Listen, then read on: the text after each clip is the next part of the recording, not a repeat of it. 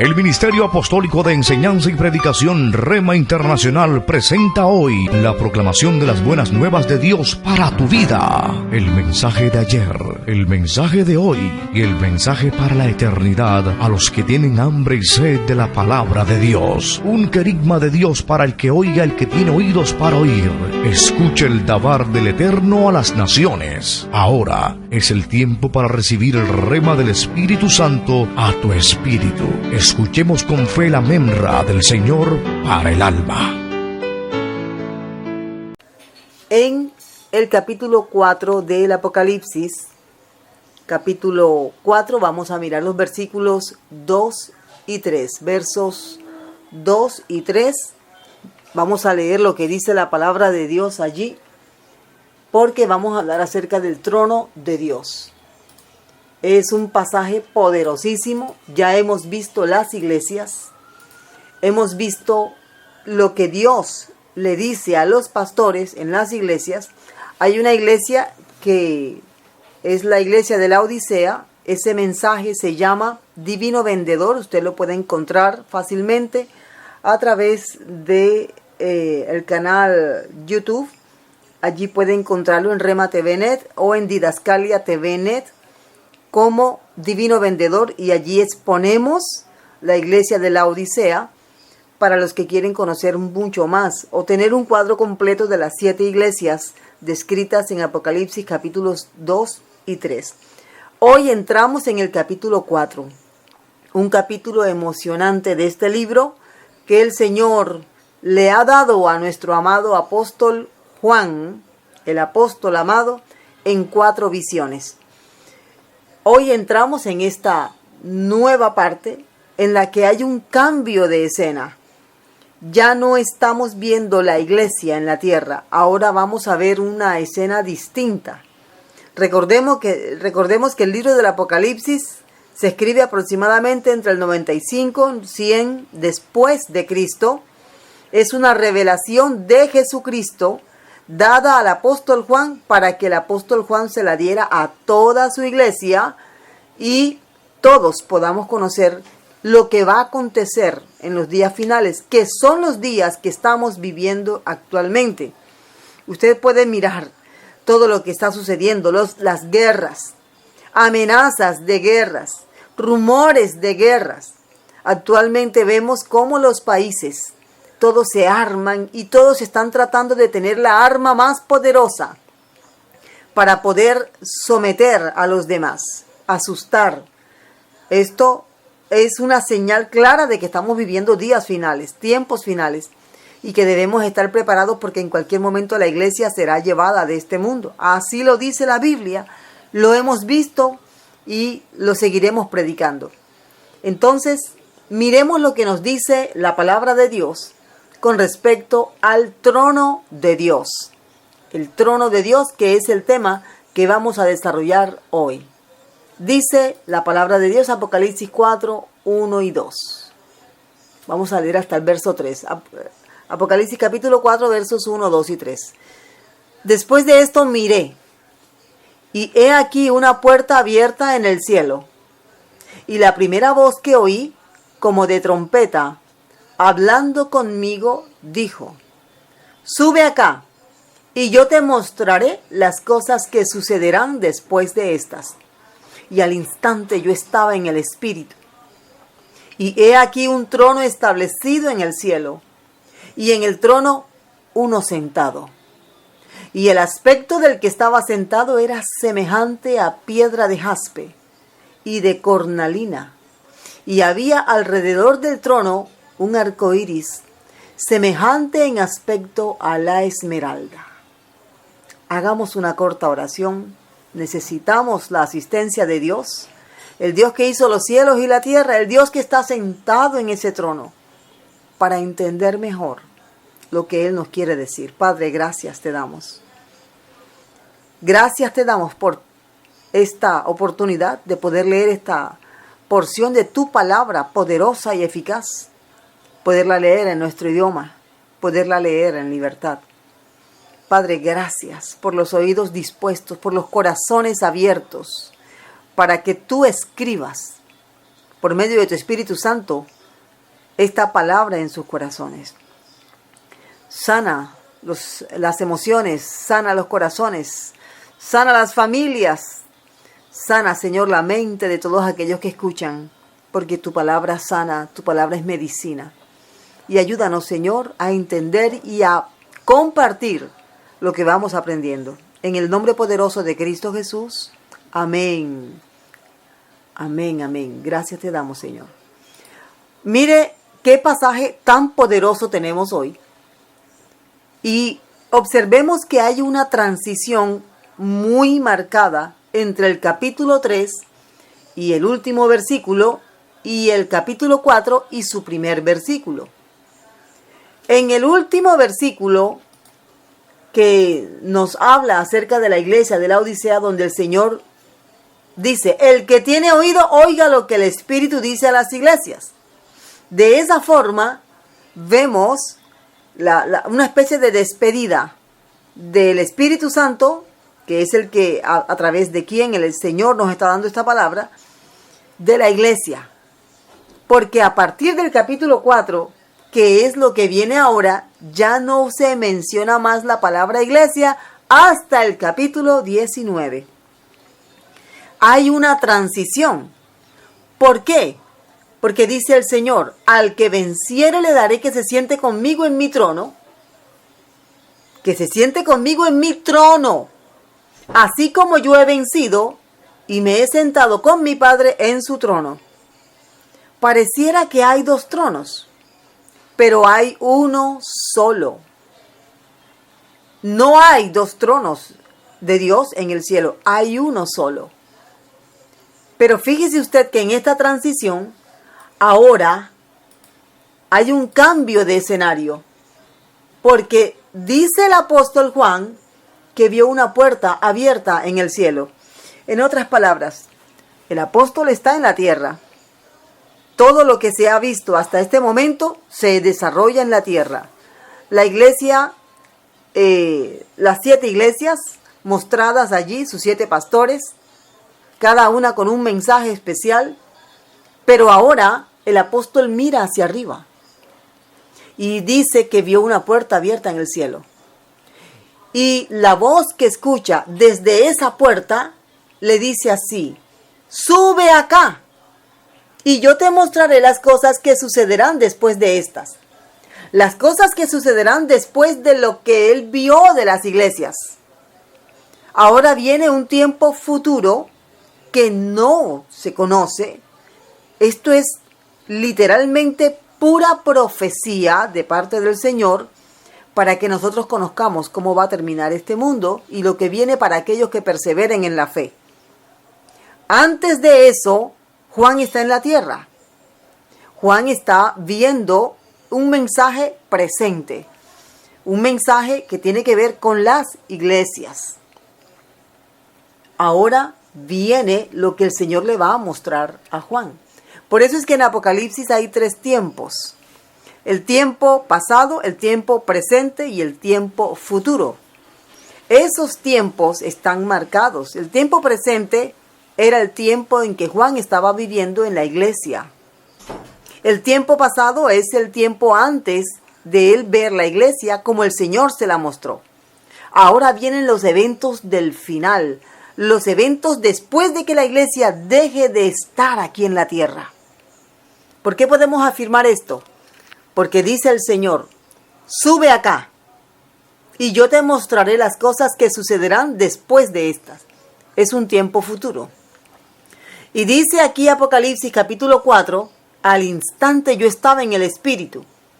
Y él comienza a mirar. Lo primero que ve el apóstol Juan, cuando él es trasladado en espíritu hasta el cielo, donde está Dios, es el trono. Y debemos tener muy presente el hecho de que esta acción en la que el Espíritu Santo se lleva a Juan espiritualmente, representa nada más y nada menos que el arrebatamiento de la iglesia. Así es. Por eso es que vemos la última iglesia, la iglesia La Odisea, en el capítulo 3 de Apocalipsis. De las 7 es la última. hay una despedida y ahora viene el apóstol y es llevado en espíritu, no físicamente, sino espiritualmente. Por medio del Espíritu Santo es llevado a la presencia de Dios, porque Dios le va a mostrar allá lo que va a acontecer. Esto es algo asombroso. Tenemos que aceptar el hecho de que la iglesia va a ser llevada y que va a ser llevada antes de que comiencen a desarrollarse los juicios que están pronosticados, que están profetizados para esta tierra. Así que el apóstol Juan es como una fuerza que lo lleva. Él no tiene que brincar, él no tiene que alzarse, no. Todo el trabajo de trasladarlo lo hace el Espíritu Santo. Por eso es que, mire, todos aquellos que aspiran, que tienen el deseo de ser llevados en el arrebatamiento de la iglesia al cielo, deben ser templo del Espíritu Santo, deben ser la morada donde Dios habita. Así nos lo enseña el Señor a través de su palabra. Nuestro cuerpo es un templo donde debe vivir el Espíritu Santo si hemos creído en Jesús genuinamente y si estamos viviendo conforme Él dice en su palabra. Porque es que la palabra fue escrita, inspirada por el Espíritu Santo, así que Él va a hacer su trabajo de adentro hacia afuera. La palabra de Dios nos enseña que es el Espíritu Santo el que transforma y el que traslada. Lo vimos, por ejemplo, en la resurrección de Jesús. Nos dice el apóstol Pablo que el Espíritu Santo fue quien le dio vida a Jesús de la muerte, de la tumba, lo sacó y lo trasladó. El profeta Ezequiel, ¿cuántas veces dijo? Me levantó el Espíritu, me trasladó el Espíritu. Incluso hay una vez en el capítulo 3 donde él dice, el Espíritu me tomó por los mechones de mi cabello y me alzó y me llevó. Es el Espíritu Santo el que realiza esta poderosa acción. En el caso del profeta Ezequiel, su cuerpo permaneció en la tierra, pero él fue llevado en espíritu para que viera las visiones que después él escribió y hoy nosotros disfrutamos. Dice aquí el Espíritu Santo a través del profeta Ezequiel, luego me levantó el Espíritu. Dice, por ejemplo, en el capítulo 3, capítulo 11, capítulo 37, la mano de Jehová vino sobre mí y me llevó en el Espíritu. ¿Quién transporta? ¿Quién transforma? El Espíritu Santo de Dios. Esto nos deja claro que el Señor viene por nosotros, pero viene por los que tengan al Espíritu Santo. Viene por aquellos que seremos transformados, los que estemos vivos, resucitados los que hayan muerto antes de la venida del Señor por la iglesia, y también trasladará. Mire todo lo que hará el Espíritu Santo. Transformará a los vivos, resucitará a los que han dormido y trasladará a todos. Esto es muy poderoso. Es maravilloso y lamentablemente mucha gente no lo sabe. O incluso algunos dicen, algo tan maravilloso no puede ser cierto y lo ponen en duda. Pero en realidad esto va a suceder. Ya hemos hablado de esto en ocasiones anteriores. La Biblia confirma con toda nitidez que la iglesia será arrebatada antes de la gran tribulación. Por lo tanto, esta expresión que escucha Juan, sube acá, es una voz que le habla desde la puerta que se abre en el cielo. En el cielo hay una puerta, ya estamos entendiendo, y él sube, pero no sube por su voluntad, sino por el poder del Espíritu Santo de Dios. Lo segundo que vamos a ver ahora es lo primero que ve Juan cuando llega a ese lugar celestial. Eso no tuvo que ser un viaje larguísimo, algo que bueno, no sé cuántas horas hay en avión de aquí, por ejemplo, a Japón. Hay bastante, casi un día. Hablo de Colombia hasta Japón, Estados Unidos, Europa. Bueno, hay diferente duración de acuerdo al lugar y de acuerdo a las circunstancias que rodean el vuelo. También hay personas que en América Norte, Centro, Sur se transportan en bus, motocicleta, etc. Hay una duración del viaje de días, semanas, meses. Pero el apóstol Juan fue transportado en cuestión de segundos. ¿Por qué? Porque en el mundo espiritual las distancias no existen. Fíjese cómo el Señor Jesucristo aparecía a los 11, estando aún la puerta cerrada. Él podía llegar y todavía lo puede hacer, porque se mueve a la velocidad de la luz. En este caso, el apóstol Juan fue llevado a esa misma velocidad y seguramente por ese camino que ya había abierto el Señor Jesucristo después que Él había resucitado de entre los muertos. Es el mismo caminito por donde todos iremos si nos toca partir de este mundo y el Señor no ha aparecido por nosotros todavía. Y esa es una esperanza bienaventurada, así nos dice el Señor. ¿Qué ve Juan? Dice, un trono establecido en el cielo.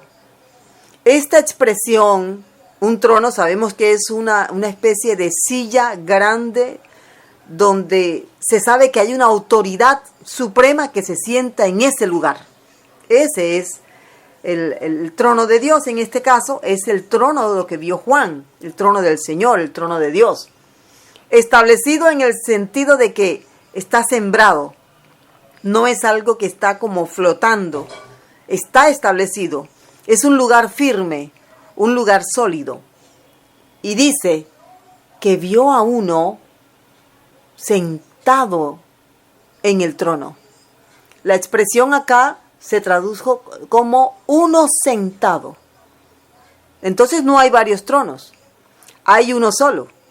En otra ocasión hablaremos de los 24 tronos que están alrededor del trono de Dios, que son dimensionalmente menos en tamaño y en poder. El trono de Dios es único y es uno. No hay varios tronos de Dios en el cielo. Este trono lo vamos a mirar en los minutos que el Señor aquí nos concede a través de la Biblia, de diferentes bocas, de diferentes autores. Así podremos tener una idea mejor de lo que el apóstol Juan está tratando de describir en pocas palabras en estos versículos que nos ha dado el Señor. Tenemos una descripción que nos da el mismo apóstol Juan de el alrededor del trono. ¿Qué había alrededor del trono? De lo que salía del mismo trono y de lo que había delante del trono de Dios.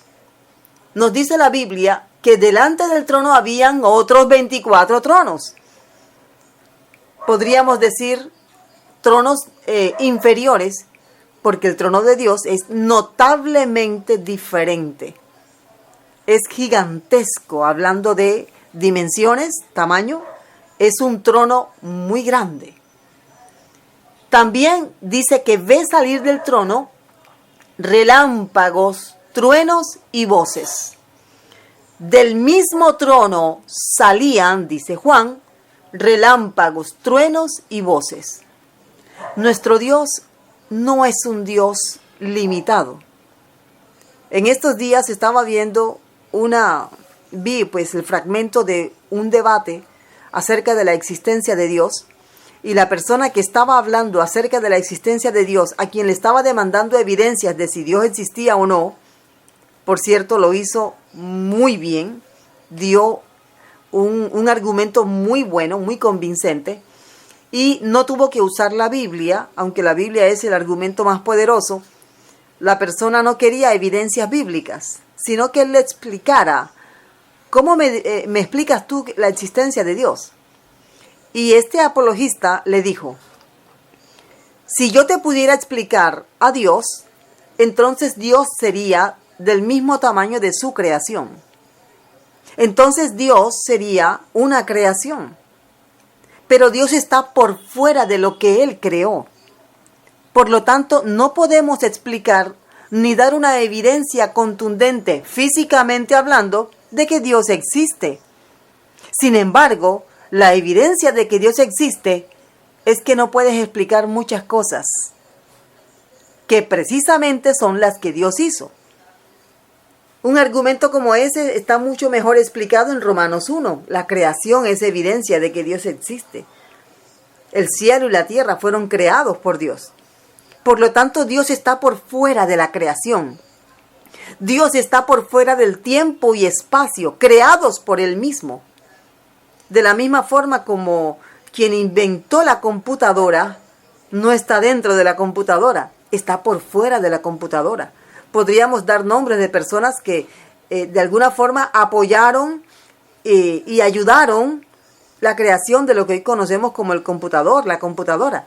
Pero ellos están por fuera de la computadora y son superiores a la computadora. Imagínense que la computadora dijera: yo me creé sola. Yo era necesariamente, me creé sola por necesidad. Sería un absurdo, ¿cierto? Entonces, de la misma forma, no podemos explicar humanamente la existencia de Dios sino por todo lo que vemos. La evidencia que tenemos aquí es bíblica. Y la Biblia es un libro que no puede nadie negar su veracidad. La realidad de lo que narra la Biblia es completamente poderosa. Lo que dice la Biblia es real. Los eventos narrados en la Biblia, sus personajes, los eventos, el diluvio, la salida del pueblo de Israel de Egipto hacia la tierra prometida y todos los eventos mencionados son reales. Hay evidencias contundentes acerca de la realidad de que lo que la Biblia dice, lo que está escrito en la Biblia, es real.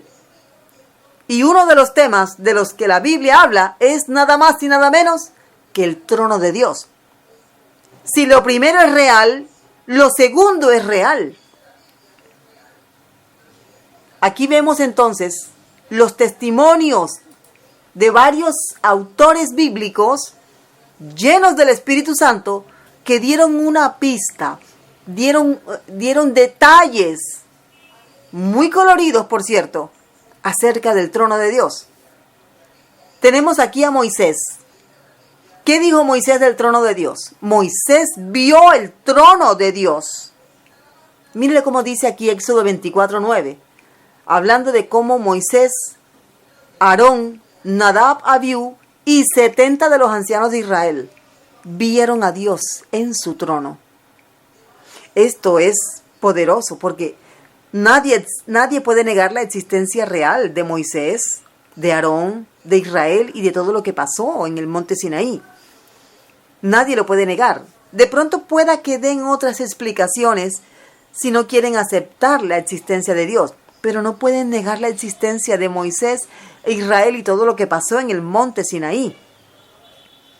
Y ellos están diciendo que había debajo de los pies del Señor como un embaldosado de zafiro, semejante al cielo cuando está sereno.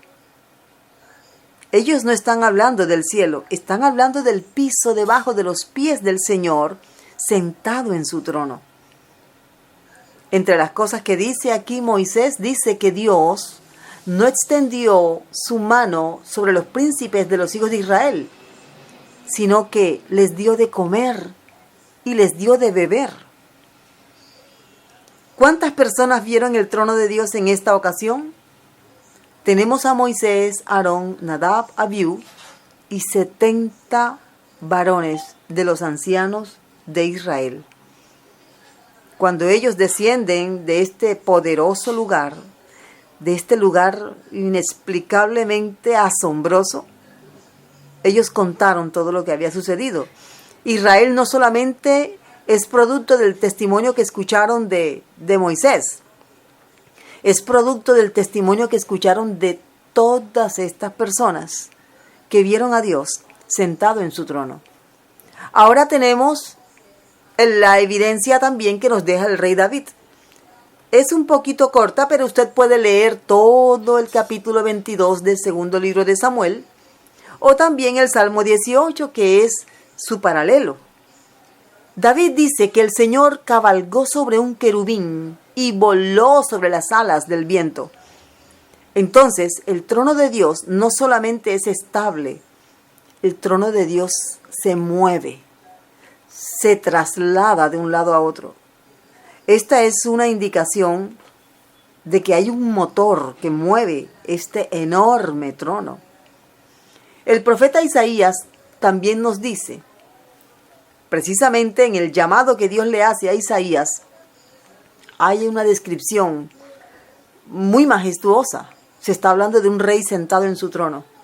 Dice el profeta Isaías, vi yo al Señor sentado sobre un trono alto y sublime. Creo que las palabras en nuestro idioma se quedan cortas. En hebreo da a entender de que el trono está suspendido. Fíjese que es contrario a lo que dice, a lo que vio Moisés, pero es el mismo trono. El trono está suspendido y está subiendo. Nunca baja, siempre está subiendo. Es lo que da a entender las palabras en hebreo. Por eso dice, un trono alto, subiendo y sublime. Y un detalle que da el profeta, y sus faldas llenaban el templo.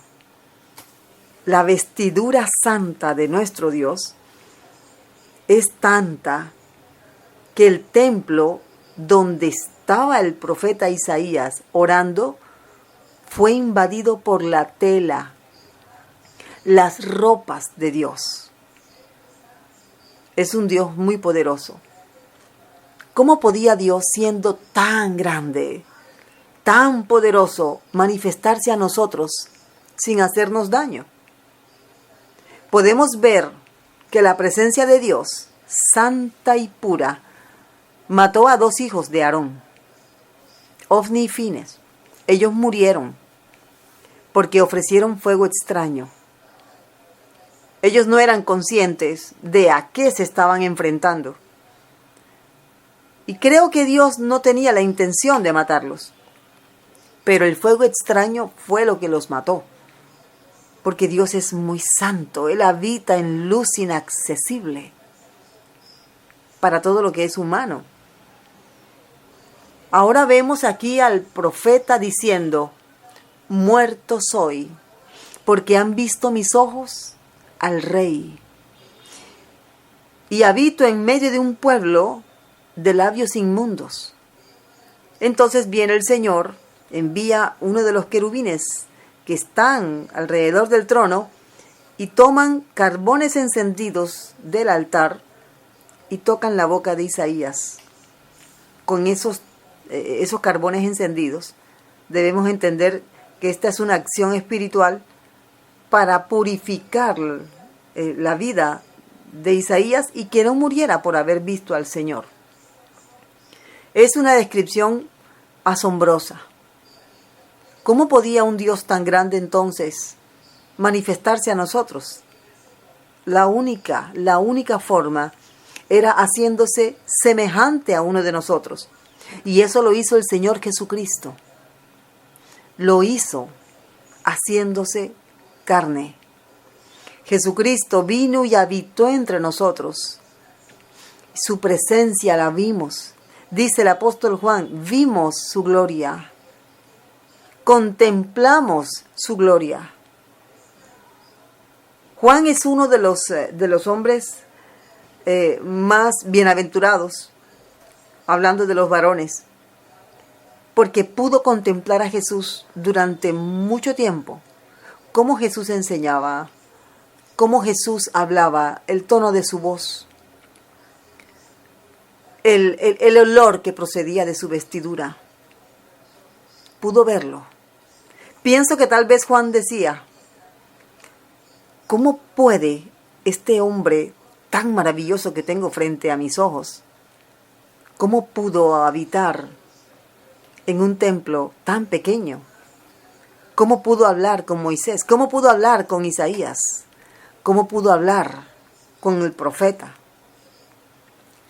Había una especie de actitud como de no puedo explicar, porque es que estamos frente a un Dios todopoderoso, omnipresente, que todo lo sabe, que todo lo puede, lleno de amor y lleno de misericordia hacia nosotros, pero al mismo tiempo capaz de enjuiciar al que es culpable.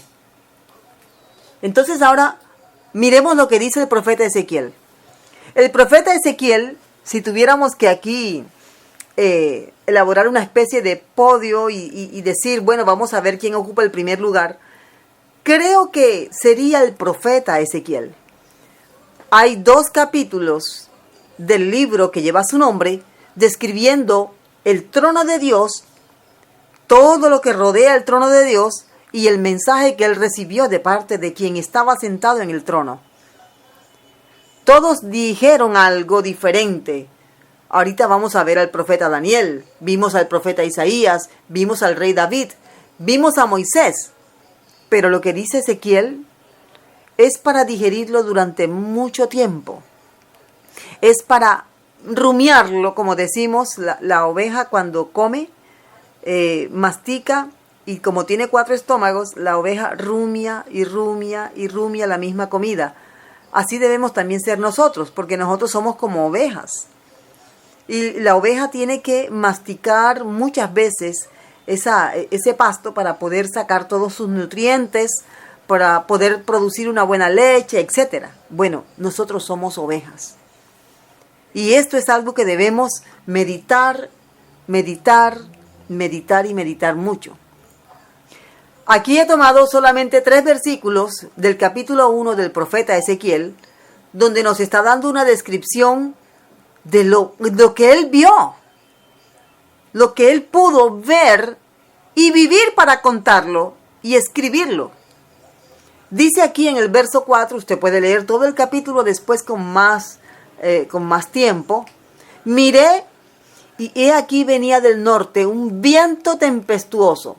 Si usted tiene su Biblia y va marcando cada una de estas descripciones, viento tempestuoso. Dice, una gran nube con un fuego envolvente.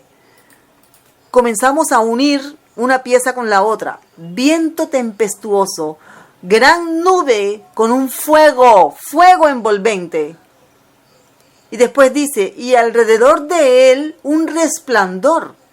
Seguramente el resplandor que salía del fuego envolvente. En medio del fuego algo que parecía bronce refulgente.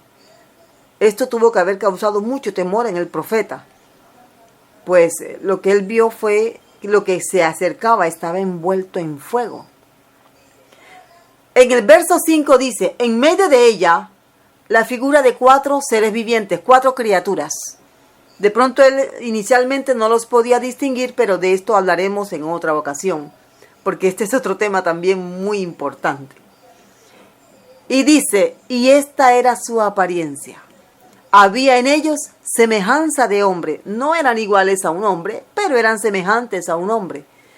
Por último, en el verso 26, dice el profeta Ezequiel, recuerden que él está hablando guiado, inspirado por el Espíritu Santo de Dios, y sobre la expansión que había sobre sus cabezas, se veía la figura de un trono que parecía de piedra de zafiro, y sobre la figura del trono había una semejanza que parecía de hombre sentado sobre él. ¡Qué majestuosidad! ¡Qué poderoso! ¿De qué manera podríamos nosotros imaginar el trono? El zafiro es una hermosa piedra que cuando está bien pulida brilla. Es como de color azulesco. Es algo poderoso. Mire lo que está viendo el profeta. Es azul. O por lo menos predomina el color azul. Porque él también describe el fuego como bronce refulgente. Algo que brilla y al mismo tiempo tiene color de fuego. Pero alrededor el zafiro, parecido a la piedra de zafiro. Tenemos claro aquí que Juan conoce el zafiro y conoce las demás piedras, porque para él poder describir lo que está viendo, debía tener un conocimiento básico de los colores de estas piedras. Ahora tenemos al profeta Daniel.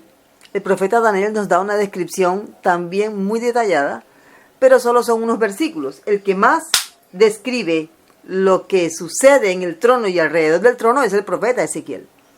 También tenemos al profeta Juan, que es el apóstol Juan. Pero ahora miremos lo que dice Daniel. Dice Daniel: estuve mirando hasta que fueron puestos tronos y se sentó un anciano de días. Ahora sabemos que hay alguien sentado en el trono, que el trono tiene una apariencia como de zafiro, un color azul celeste, podríamos decir, y que en el trono hay una figura humana, o sea, tiene forma humana, pero es Dios, sentado en el trono. Algo parecido a un hombre sentado en el trono. Ahora Daniel, el profeta, nos dice que es como un anciano de días, no porque esté arrugado, no, sino porque sus cabellos eran muy blancos, como la nieve. Fíjense cómo Dios nos va dando una revelación progresiva de su trono, de su apariencia. Nosotros no solamente somos imagen y semejanza de Dios en el sentido espiritual, en el sentido moral. Hay una semejanza espiritual, pero también hay una semejanza física. Ya que vemos a Dios aquí, preencarnado, cabeza, tronco, extremidades, esto es lo que ve Juan. Por eso nosotros físicamente somos así. Aquí nos está debatiendo el rostro, cómo tenía la nariz o de qué color era su piel, sino la figura, la semejanza que había en este varón sentado en el trono, que tenía cabellos muy blancos, como la nieve. Tenía fuego en su trono. Dice, su trono llama de fuego. Hay un detalle aquí que se anexa, y es que él habla de las ruedas del mismo, las ruedas del trono de Dios. O sea que el trono de Dios es como un carruaje. Quiere decir que las ruedas de las que habla el profeta Ezequiel son las ruedas que hacen parte del trono donde Dios se mueve, donde Dios vuela, como dijo el profeta y rey David. Dios vuela sobre querubines en las alas del viento.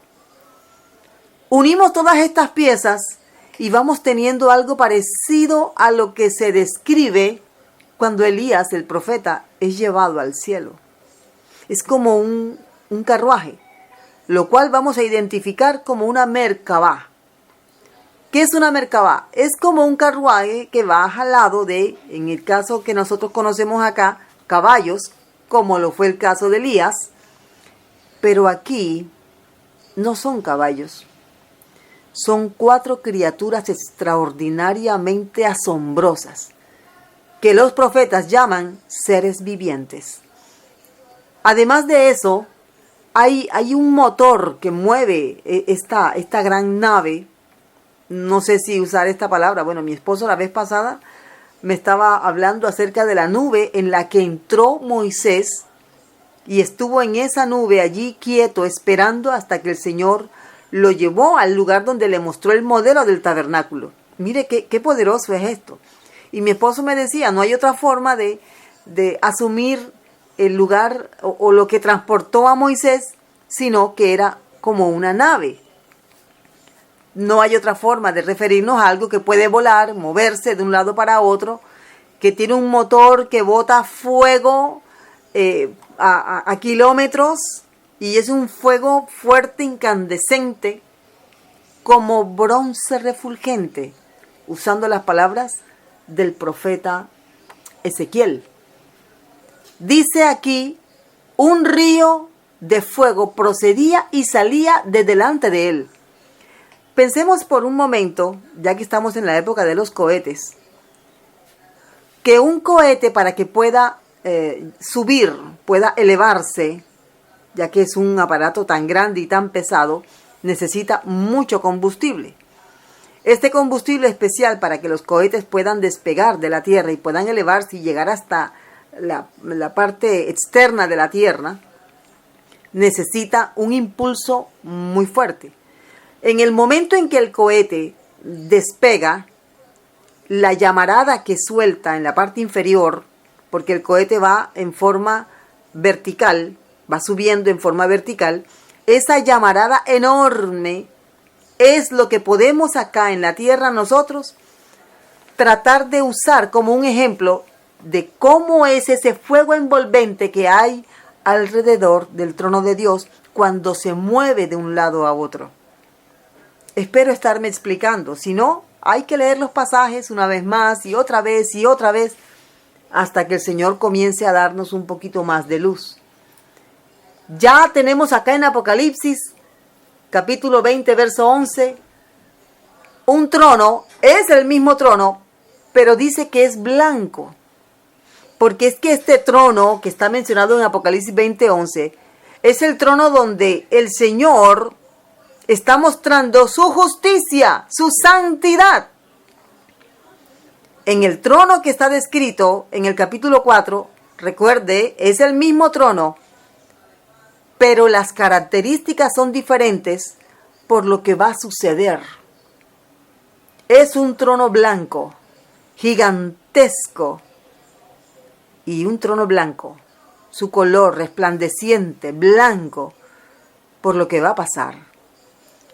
Ahora se va a desarrollar allí el juicio de todos aquellos que decidieron no seguir a Cristo Jesús, sino que se apartaron. Ellos van a escuchar ahí una sentencia terrible. Dice la Biblia que frente al trono de Dios se van a abrir todos los libros. Y se va a abrir el libro de la vida. Versus muchos libros de obras, un solo libro de la vida. Todo esto va a suceder delante de ese gran trono de color blanco. Para que nosotros podamos estar en el trono de color de zafiro y no ser juzgados en el trono de color blanco, hoy tenemos que hacer de Jesucristo el Rey y Dios de nuestra vida. Los que van a ser juzgados en el juicio del gran trono blanco, se van a condenar, serán condenados. Ellos solamente van a escuchar qué tipo de sentencia se les adjudica por causa de su vida pecaminosa. Mientras que los que vamos a estar frente al trono, el mismo trono, pero de otro color. El azul nos habla de la paz. El azul nos habla, ese color, ese zafiro, nos habla de cercanía, cielo de Dios, serenidad. Como lo que hizo el Señor con Moisés y los 70 ancianos, Aarón, Nadab y Abiú, que comieron con él y bebieron y se gozaron. Ese es un culto hermoso del que disfrutaron estos hombres. ¿Y de qué color era el trono en ese momento? Zafiro, color azul, como el cielo cuando está despejado y sereno. Aquí hoy hay que elegir frente a qué color, frente al trono de Dios, nos vamos a parar. La iglesia estará en el juicio del gran trono blanco, pero no para ser juzgada, sino para ser testigo de lo que Dios va a hacer con aquellos que rechazaron a Jesucristo en este mundo. Es hora de decirle al Señor, quiero que tú seas mi Dios, quiero que tú seas mi Señor, te recibo como mi Señor y Salvador, para pararme delante de ti ese día, no para ser juzgado, sino para ser testigo de tu poder. Cuando tu trono blanco y sublime, juzgue a todos aquellos que hoy te rechazaron. Gracias te damos, Señor, en el nombre de Cristo Jesús. Amén. El Ministerio Apostólico Rema Internacional pone a disposición esta predicación. Ofrecemos ministración a simposios, seminarios, campañas evangelísticas, educación globalizada sana y de carácter interdenominacional. Escríbanos a ministerioremainternacional@gmail.com o llámenos al celular 316-270-7181.